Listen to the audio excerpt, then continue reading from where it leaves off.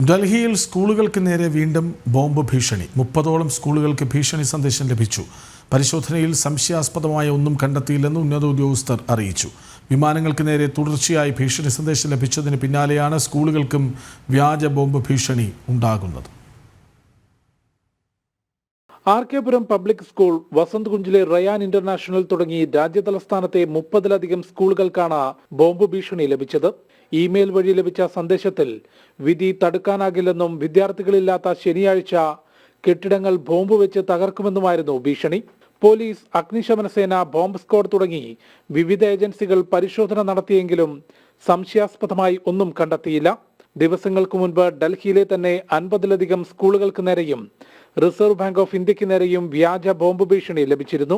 സന്ദേശത്തിന്റെ ഉറവിടം സംബന്ധിച്ച് അന്വേഷണം പുരോഗമിക്കുകയാണെന്നും രോഹിണിയിൽ പ്രശാന്ത് വിഹാറിൽ സ്ഫോടനം ഉണ്ടായതുകൊണ്ട് തന്നെ ഭീഷണി സന്ദേശങ്ങൾ ഗൗരവത്തോടെ കണ്ട് നടപടി സ്വീകരിക്കുന്നുണ്ടെന്നും ഉന്നത ഉദ്യോഗസ്ഥർ അറിയിച്ചു. നേരത്തെ രാജ്യത്ത് വിമാന സർവീസുകൾക്ക് നേരെ തുടർച്ചയായി ഭീഷണി സന്ദേശം ലഭിച്ചിരുന്നു. ഇതിന് പിറകെയാണ് ഡൽഹിയിൽ സ്കൂളുകൾക്കും ബോംബ് ഭീഷണി ഉയരുന്നത്. ജനം, ഡൽഹി.